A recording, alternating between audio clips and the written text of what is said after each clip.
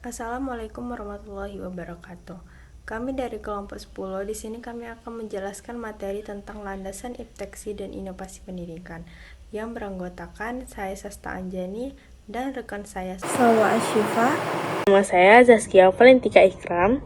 Nah, di sini kami dari kelompok 10 akan menjelaskan 4 materi. Yang pertama, pengaruh perkembangan iptek terhadap pengembangan kurikulum dalam pendidikan. Yang kedua, tantangan yang dihadapi tenaga pendidik dalam mengimplementasikan inovasi pendidikan berbasis teknologi.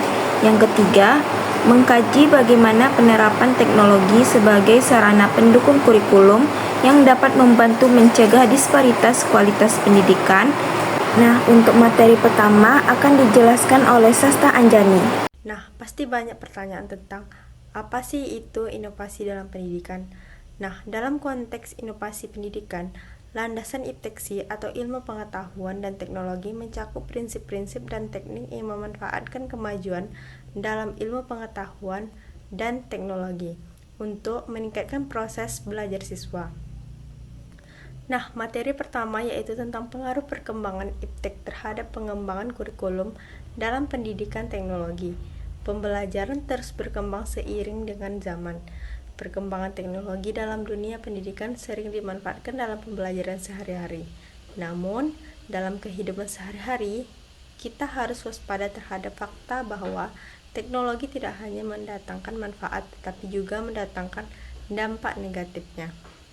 Nah, materi selanjutnya akan dijelaskan oleh saya sendiri, yaitu tentang prinsip-prinsip kurikulum. Dalam proses pengembangan kurikulum, pengembangan satu aspek dapat memengaruhi pengembangan aspek lain. Pengembangan kurikulum juga harus mempertimbangkan prinsip-prinsip pengembangan yang merupakan dasar kaidah kurikulum, terutama pada tahap perencanaan, di mana karakteristik suatu kurikulum diuraikan. Prinsip-prinsip kurikulum terbagi menjadi dua, yaitu yang pertama ada prinsip umum dan yang kedua ada prinsip khusus. Prinsip umum terbagi menjadi 5. Yang pertama itu ada prinsip relevansi. Relevansi internal dan eksternal adalah dua kategori kesesuaian. Relevansi eksternal berarti menyesuaikan kurikulum dengan kebutuhan masyarakat saat ini dan di masa depan. Relevansi internal berarti menyesuaikan bagian-bagian kurikulum seperti tujuan, isi, metode, dan evaluasi untuk mencapai tujuan tertentu, belajar, dan kemampuan peserta didik. Kurikulum dapat dinilai dengan baik jika komponennya konsisten dan koheren satu sama lain. Kurikulum harus menyediakan program belajar untuk peserta didik agar mereka dapat beradaptasi dengan masyarakat mereka. Pengembang kurikulum harus memahami masyarakat saat ini dan masa depan untuk memenuhi kebutuhan eksternal. Yang kedua ada prinsip fleksibilitas. Kurikulum harus lentur, yang berarti sistem kurikulum saat ini memungkinkan pilihan untuk mencapai tujuan dan menyesuaikan strategi dan metode dengan situasi dan kondisi tertentu. Yang ketiga itu ada prinsip efektivitas. Kurikulum berfokus pada tujuan yang ingin dicapai. Karena itu, sebagai alat untuk mencapai tujuan tersebut, jenis dan karakteristik tujuan harus didefinisikan dengan jelas. Kejelasan ini akan mengarah pada penentuan isi, metode, dan sistem evaluasi, serta model dan konsep kurikulum apa yang akan digunakan. Tujuan tersebut dapat membantu menjalankan kurikulum. Yang keempat ada prinsip efisiensi. Pengembang kurikulum harus memahami situasi dan kondisi tempat kurikulum akan dilaksanakan. Tujuannya itu agar desain kurikulum memenuhi prinsip praktis atau mudah diterapkan di lapangan. Yang kelima itu ada prinsip kontinuitas. Kurikulum yang disusun harus berkesinambungan baik antar kelas maupun jenjang pendidikan, dengan tujuan agar proses belajar mengajar bisa maju secara berkesinambungan.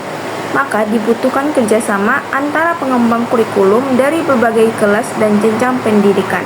Prinsip kurikulum yang kedua ada prinsip khusus. Prinsip-prinsip khusus hanya berlaku pada tempat dan situasi tertentu. Prinsip-prinsip khusus terbagi menjadi 5. Yang pertama itu prinsip mengenai tujuan pendidikan, yang kedua prinsip mengenai isi pendidikan, Yang ketiga, prinsip mengenai proses pembelajaran. Yang keempat, prinsip mengenai alat bantu dan media pembelajaran. Dan yang terakhir, prinsip mengenai evaluasi. Selanjutnya, ada tantangan besar dalam pendidikan. Yang pertama, ada keterbatasan infrastruktur.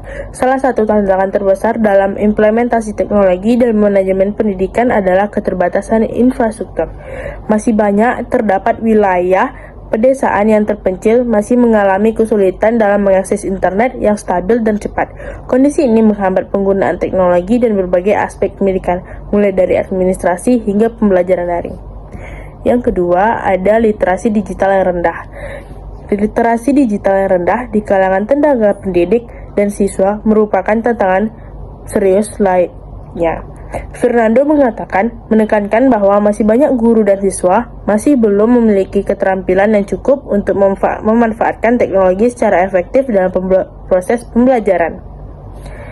Yang ketiga, ada resistensi terhadap perubahan. Resistensi terhadap perubahan adalah tantangan yang seringkali dihadapi dalam setiap upaya dan inovasi. Masih banyak tenaga pendidik yang merasa nyaman dengan metode tradisional dan enggan beralih ke metode yang berbasis teknologi. Mereka mungkin merasa bahwa teknologi menambah beban kerja mereka atau bahwa mereka tidak memiliki keterampilan yang diperlukan untuk menggunakannya. Yang keempat, ada masalah keamanan dan privasi data. Keamanan dan privasi data menjadi isu penting dalam implementasi teknologi di sektor pendidikan. Pengelolaan data siswa yang berbasis teknologi menuntut sistem keamanan yang kuat untuk melindungi data dari akses yang tidak sah dan penyalahgunaannya. Yang kelima, ada keterbatasan anggaran. Implementasi teknologi merupakan investasi yang signifikan dalam infrastruktur, perangkat, dan pelatihan. Keterbatasan anggaran sering menjadi penghalang bagi banyak institusi pendidikan, terutama yang berada di bawah naungan pemerintah daerah dengan sumber daya yang terbatas. Selanjutnya, saya akan menjelaskan tentang mengkaji bagaimana penerapan teknologi sebagai sarana pendukung kurikulum dapat membantu mencegah disparitas kualitas pendidikan. Penerapan teknologi sebagai sarana pendukung kurikulum dapat membantu mencegah disparitas kualitas pendidikan dengan memberikan akses yang merata, memungkinkan pembelajaran personal, meningkatkan pelatihan untuk guru, dan memfasilitasi monitoring serta evaluasi yang lebih efektif. Selanjutnya, ada penerapan teknologi dalam mencegah disparitas kualitas pendidikan. Yang pertama, ada pembangunan iptek harus diimbangi secara efektif dan dinamis dengan pengembangan sumber daya manusia, pelaksanaan pendidikan, dan pengembangan infrastruktur iptek. Pembangunan iptek, ilmu pengetahuan dan teknologi harus diimbangi dengan pengembangan sumber daya manusia yang berkualitas. Pelaksanaan ini penelitian yang inovatif dan penguatan infrastruktur yang mendukung. Hal ini penting agar kemajuan iptek dapat memberikan dampak positif yang optimal, meningkatkan daya saing, serta mendukung pembangunan ekonomi dan sosial secara berkelanjutan. Yang kedua, ada tujuan dari pengembangan iptek adalah untuk meningkatkan kualitas hidup dan kesejahteraan negara. Tujuan pengembangan iptek adalah mendorong inovasi yang dapat meningkatkan efisiensi, produktivitas, dan kualitas yang hidup masyarakat. Melalui penerapan iptek, negara dapat menghadapi tantangan global, menciptakan lapangan kerja baru, serta meningkatkan kesejahteraan sosial dan ekonomi secara keseluruhan. Yang ketiga, ada perkembangan iptek sesuai dengan prinsip agama, norma, sosial dan budaya, nilai leluhur, dan lingkungan. Perkembangan iptek harus disesuaikan dengan prinsip agama, norma sosial budaya, dan nilai leluhur agar tidak bertentangan dengan etika dan moral bermasyarakat. Selain itu, iptek juga memperhatikan kelestarian lingkungan serta inovasi yang dihasilkan tidak merusak alam dan dapat mendukung keberlanjutan hidup bergenerasi mendatang. Yang keempat, teknologi iptek harus dapat menyelesaikan masalah konkret. Teknologi iptek harus dirancang untuk memberikan solusi praktis terhadap masalah nyata dengan dihadapi masyarakat, seperti masalah kesehatan, energi, lingkungan, dan pendidikan.